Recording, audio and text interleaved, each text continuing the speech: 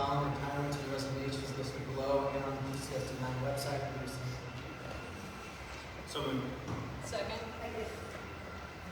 Roll call. Curran, Aye. Stacy, Aye. Knobel, Aye. Linneman, Aye. Benny, Bradley, and Silva. Aye. Okay. 8B, retirements and resignations. It's recommended the following retirements and resignations listed below and on the district website be accepted. So moved. Second. Roll call. Stacy, Aye. Knobel, Aye. Linneman, Aye. Benny, Bradley, Silva, Aye. Curran. Aye. 8C, requests for leaves of absence. It's recommended the following requests for leaves of absences listed below and on the district website be approved. So moved. Roll call. Knobel, Aye. Linneman, Aye. Benny, Bradley, Silva, Aye. Curran, Aye. and Stacy. Aye. 8D, requests for extensions to leaves of absence. It's recommended the following requests for extensions to leave of absences listed below and on the district website be approved. So moved. Second. Okay. Roll call. Linneman, Aye. Benny, Bradley, Silva, Aye. Curran, Aye. Stacy, Aye. Knobel. Aye. Okay, the next one, 8E, I believe we have, or I know we have a request to hold this until our for executive session, and we'll come back and talk about deal with that one. And the same is true of 8F, with our extracurricular recommendations. So, good, we'll jump right along. And, let's see, 8G, cafeteria aid recommendation at Coolidge Junior High School for the 24-25 school year. You've received detailed information about this item. Administration is prepared to make recommendations and hold for discussion in executive session. The GCSD9 administration and Coolidge Junior High School principal Pat Curry recommend Sheila Memelroy as to serve as cafeteria aide at Coolidge Junior High for the 24-25 school year. Approval is recommended pending the submission of the required paperwork. So moved. Second. Okay. Roll call. Silva, Aye. Curran, Aye. Stacy, Aye. Knobel, Aye. Linneman, Aye. Benny, and Bradley. Okay. 8H, request for deduct days for the 24-25 school year. You've received detailed information about this item. Administration is prepared to make recommendations and hold for discussion in executive session. The GCSD9 administration recommends the following 4 deduct days for parent golf, a cafeteria work for Grigsby Intermediate School to be approved. Approval is recommended. So moved. Second. Okay. Roll call.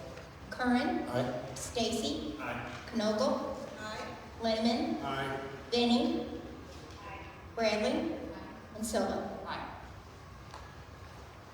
Okay, and we also have a request to hold 8I for executive session. So we will do that and jump ahead to 8J, policies.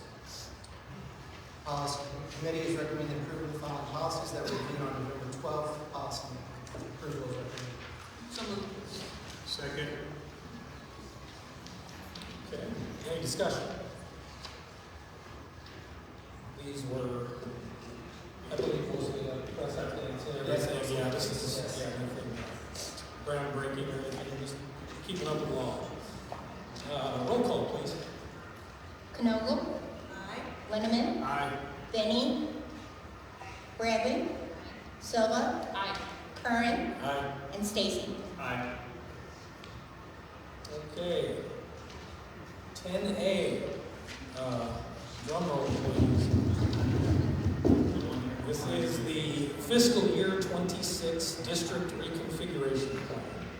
The GCSD9 administration is requesting the Board of Education to approve the recommendation for the pre-K through 6th grade reconfiguration model that was presented at the November 12, 2024 Board of Education meeting. Approval is recommended. So moved. Second. Any discussion? about it. Yeah, it won't be happening in January. This will not happen until August. But all right. Well then, We heard you, parents. We heard you. Going tonight. roll call. Linneman, Aye. Benny, Bradley, Silva, Aye. Curran, Aye. Stacy, Aye. and Knogle. Aye. There it is. Okay. 10B, GCHS Pickleball Club proposal. The GCSD9 administration received a cash proposal from Branson High School regarding students interested to start a pickleball club. The pickleball club will meet twice a week during September, October, March, through May.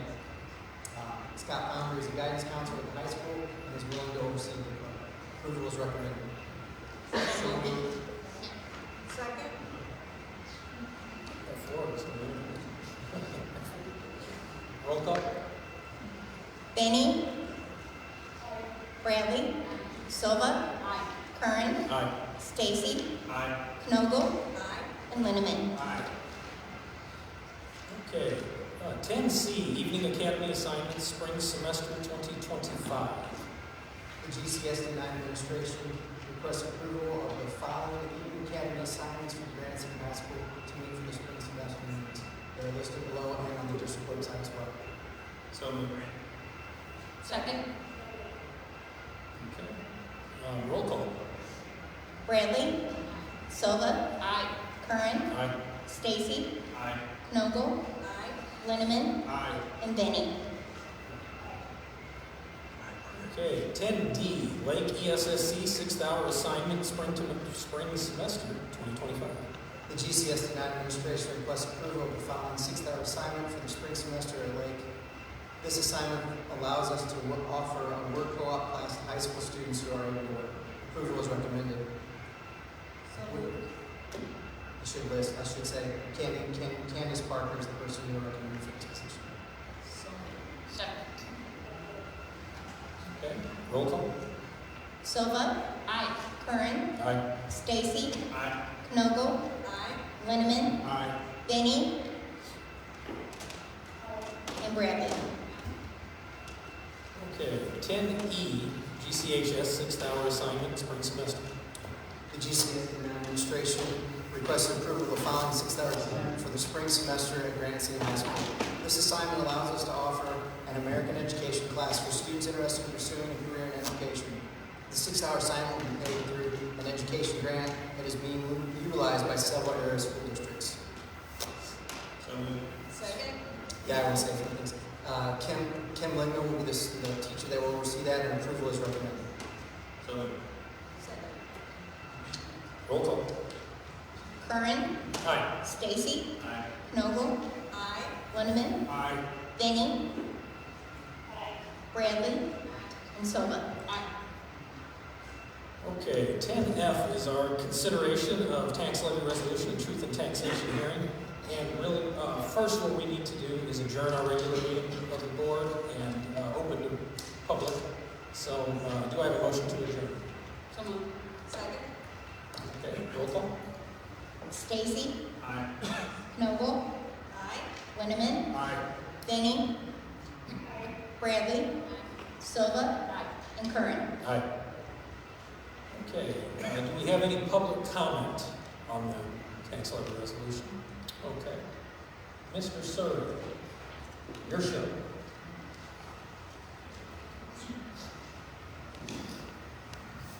Zach.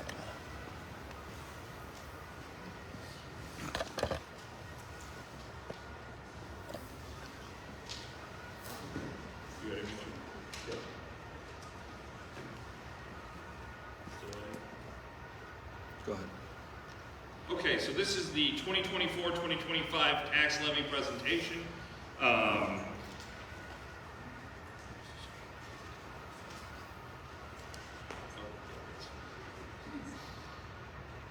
Okay, so real quick, we're going to go over some tax levy terms, some historical charts. We've got the 2024 tax levy collected in 2025. We will do a comparison of the 23 and 24 levy. we will go over the district's debt schedule, and then we'll do some estimated taxes in 2024, paid in 2025 on a typical home in Granite City. So levy, when I say levy, that is what Granite City School District 9 is asking for. It does not mean it's what we're going to get. The extension is what the GCSD9 gets after the limiting rates are applied, and those were approved by taxpayers a long time ago. The tax rate is how your property taxes are calculated. EAV, when I say EAV, is equalized assessed valuation. That's the total value of all property in Granite City, or in a singular session, your house is your EAV. Limiting rates, that's rates that we cannot exceed a certain amount. So this is a historical chart of equalized assessed valuation for the Granite City School District. As you can see, in the past, from 2020 on to 2024, or 2023, we've had a pretty good increase. We've gone from just under 600 million in total EAV to about 740 million total EAV in 2023, which is this year, and we're projecting that it will go even higher, probably closer to 800 million, somewhere between 800 and 850 million next year. Total levy versus extension, so you can see what we've asked for throughout the years, and then what we have received. What we've asked for is the blue line, and then what we've received is the light blue line. We want to keep that light blue line close to the dark blue line without going too far over the dark blue line, getting too far apart from it. But as you can see, we are asking for just over 35 million this year. We asked for just over like 32 million last year, and we got about 30. So we're within realm, we're capturing dollars that serve our students. The tax rate, as you can see, from 2010 to 2024, we had a spike in 14 and 15. We did a 2-year bond, which caused the tax rate to go up. We were also experiencing some decreased EAV. But as you can see, we've been on a pretty steady path down. We are estimating if the proposed tax rate goes up what we think, our tax rate would be somewhere between 414 and 403 next year. So if we get everything, it'll be 403. We don't think it's going to get quite that low. We think our ask is a little more than that. Historical new property, there was a surge one year, right under 30 million in new property, and then it's kind of dwindled back down. We usually hover in the 2 to 5 million range in new property, so we've kind of estimated in there. That's just how we figure out what may or may not be included in the ask. That's how we determine how much we're going to ask for. This is June 30 fund balances. Ed fund, O&M, transportation, working cash are the operating funds, and then you can go to the other funds, which is debt service, IMRF, capital outlay, tort, and health, life, safety. Those are the fund balances. And you can see here, I break this down in our operating fund balance. So what you see there is the state does a financial profile score, and part of that financial profile score is having cash on hand. They look at our bank balance to determine our score. We have a 4 in that. As you can see, the different levels, so roughly 8 million of our fund balance is to get us onto the financial watch, would put us in the financial watch status. 15 million, almost 16 million would put us in the early warning. Then about 24 million would put us in financial review, and anything over that would keep us in the recognition stage. This also includes our savings accounts for the new bonds we just passed, which would go towards building renovations or anything like that in the future. So 2023 to 2024, and the levy, just so if anybody is curious, 2023 taxes are collected in 2024, 2024 taxes are collected in 2025. So if you go down the list, the Ed fund, we were anticipating about a somewhere between 15-ish% raise in the new property. We thought it might be up to 18% of additional capturing revenue. So that is increased by 2.3. The limiting rate there is 2.55. We get capped at 2.55 no matter what. Just because we ask for it doesn't mean we get it. We will get to 2.55. Special ed had an increase. Technology lease had an increase. These are all limiting rates, so that rate is locked in no matter what. We are not increasing that tax rate with this at all. Debt service is down from the ask. That's just because with the bond issues last year, we didn't know where it was going to be. I wanted to make sure we were covered. Transportation is up an additional $200,000. IMRF is reduced because IMRF and Social Security, we moved that to Social Security to try to bring 51's balance up to the same fund. And we were just messing with it a little bit to even out some balances. Working cash is got a $55,000 increase. Tort is a $25,000 increase. Now when we do this may affect the rate in a penny or two, just because that is there's no limit in that fund. So that would have a slight increase from last year to the rate. And then health, life, safety is the same. We just asked for 55,000 more. All said, about $3 million additional new dollars next year, if it all comes through. 24 rate scenarios based upon EAV.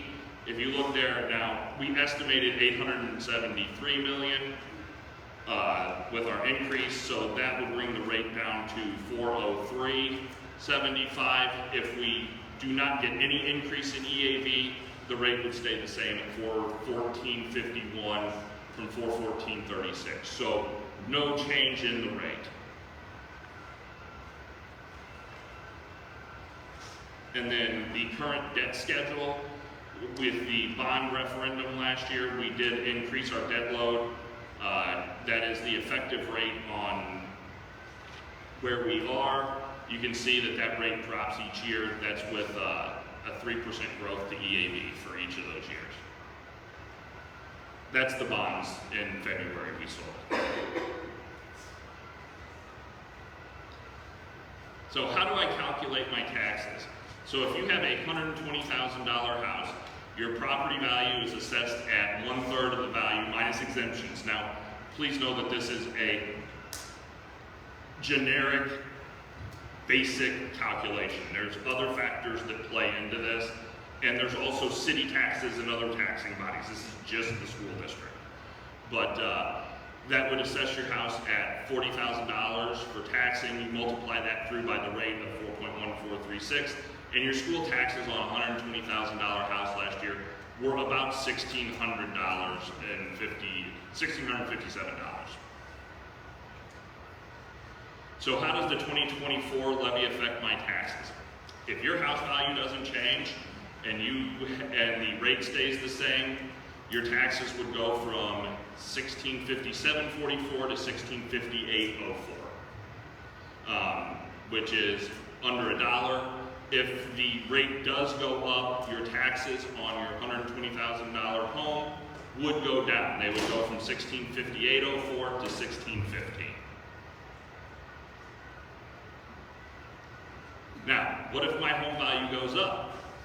Then you can see that if your home value goes up and you get a 10% increase to your home value, so on your $120,000 home, it would now be valued at $132,000. It'd be assessed at $44,000. If there's no change to EAV, you would see that multiplied by the rate 4.1451. Your school taxes would go to $1,823.84. And then in 2024, if the rate is EAV goes to $873 million total, the rate on your house would go to $403.75, bringing you to about $1,776.50. So there would be some increase to that 10%, but it's not a complete and total. about $100, $120 on the 873 million EAV increase, possible. Maybe. There we go. So comparable tax rates to Madison County. If you look at 2023, we were the second lowest tax rate in Madison County. Roxana is number one. We are probably never going to catch them. I would just say that as much as I would love to try, we are probably never going to catch them. Maybe we strike oil. What? Maybe we strike oil. Yeah. But we're starting to gain a little bit on Collinsville and Highland and some of those, and hopefully we see that rate go down a little bit more next year as well. And then, like I said, this is my general disclaimer. Please remember there are many factors that can determine your property taxes, how your property taxes are figured. These examples provided represent the most basic calculations of just the school district tax rate.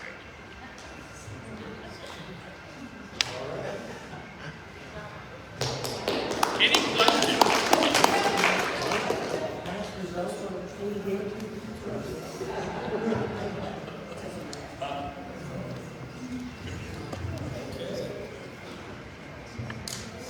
With that, I do need a motion and a second to adjourn the public hearing and reconvene the regular meeting of Board of Education. So moved. Okay, roll call. Knoll. Linneman. Aye. Benny. Bradley. Silva. Aye. Curran. Aye. Stacy. Aye. Okay, and now that we are back, we need to adopt the attached total tax levy resolution. So this is our consideration tax levy resolution to the taxation hearing. Okay, a tax rate hearing, the Board of Education is required to hold a public hearing prior to setting the levy for 2024. Number 2, tax levy resolution, adopt the attached total tax levy resolution. Number 3, certificate of tax levy, the board needs to adopt the attached certificate of tax levy. And then 4, truth in taxation certification of compliance, the board needs to certify that we complied with all provisions of Public Act 82-102. Approval is recommended.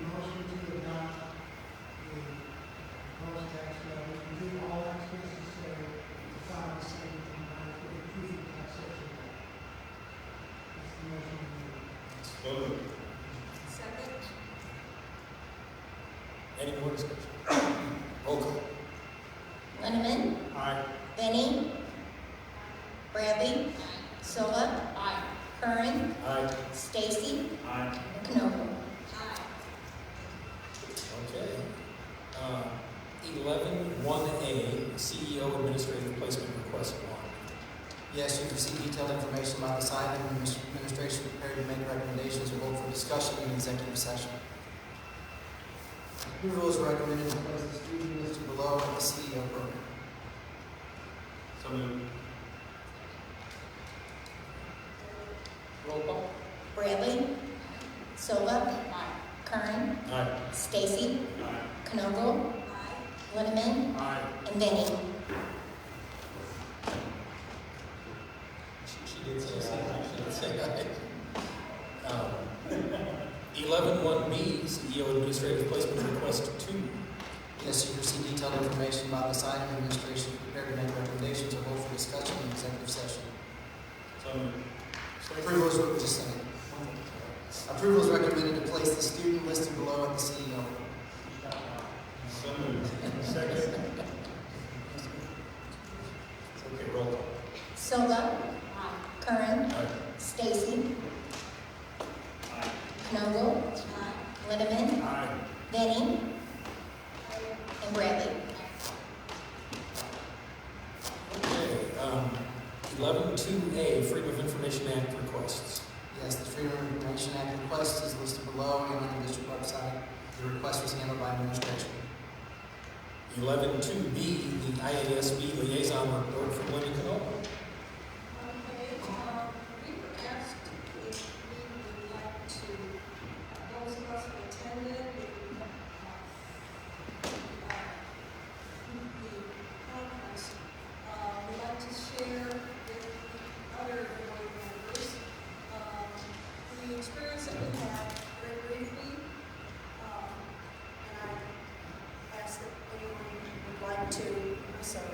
anyone would like to mention the program that they went to, the workshop that they went to, it would be interesting for the other board members. I don't think we had a chance to talk together, and we were talking, you know, when we had these programs, we just went to them and then we went on to something else, so we didn't get a chance to share them. This is our opportunity, so I was going to ask Becky, do you remember you and I went together at Lead Like Lasso, and we were both very impressed with not only the presentation, but the idea behind it was we need to be looking at a different way to develop leadership, as Ted Lasso has done in his programs. He has a very uplifting and coaching approach, and this kind of thing can be extended to those who are watching and listening to his leadership. So I appreciated Becky letting me go with her to that program. Is there anything that you'd like to add to it, Becky? I don't think so. It was really good. It was about building relationships within your team, within your board and your school district. So making more relationship so you can work well together.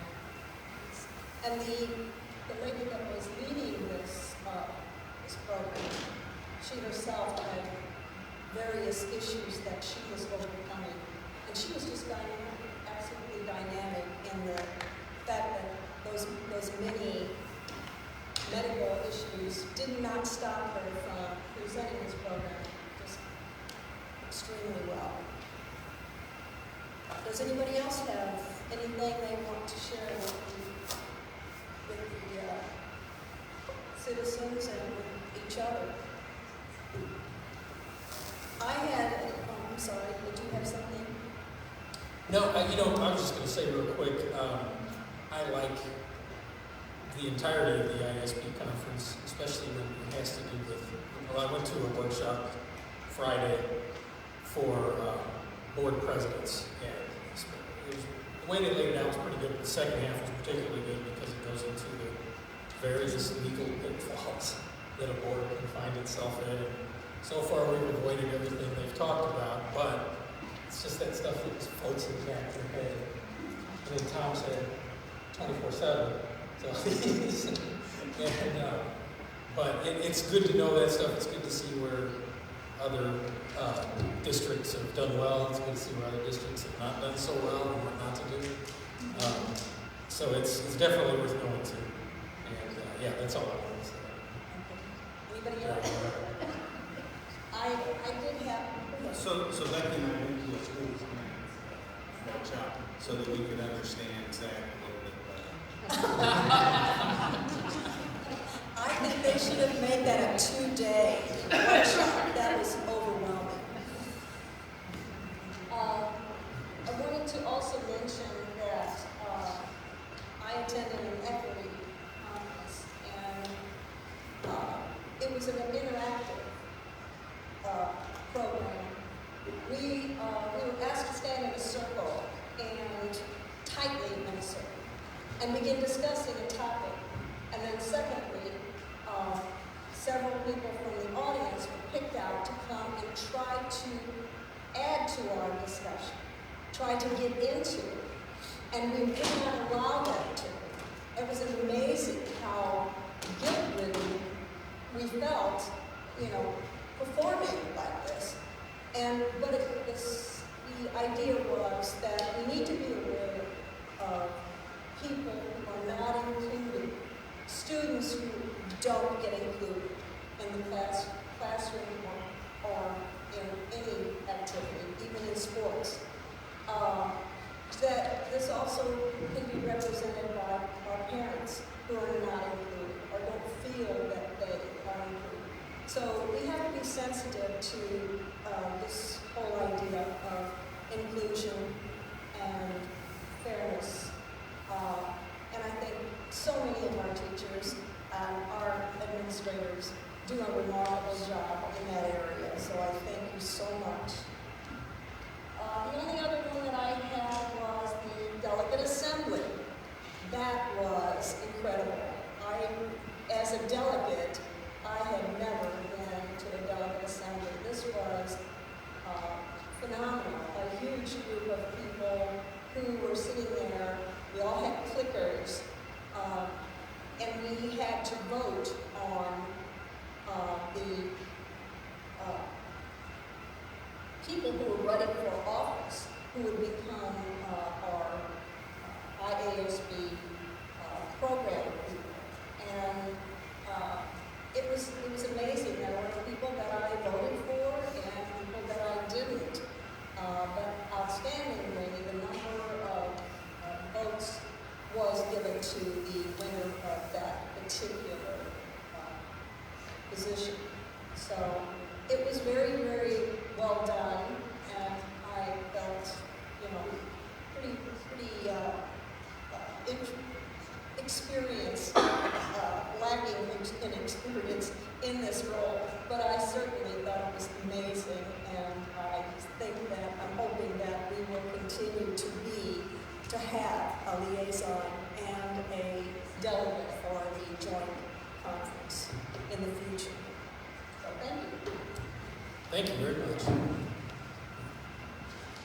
And with that, we do need to go into executive session tonight. The exceptions are noted in 5 ILCS 120/. And we have first 2C1, the appointment, employment, compensation, discipline, performance, or dismissal of specific employees in the public body. 2C2, collective bargaining matters between public body and its employees or their representatives. And I was thinking maybe 2C8 because there might be some overlap. Okay, yeah, 2C8 which is student safety. So do we have a motion to go into executive? So moved. Second. Okay, roll call. Kern, Aye. Stacy, Aye. Knogle, Aye. Lindeman, Aye. Denny, Bradley, and Solo. Okay.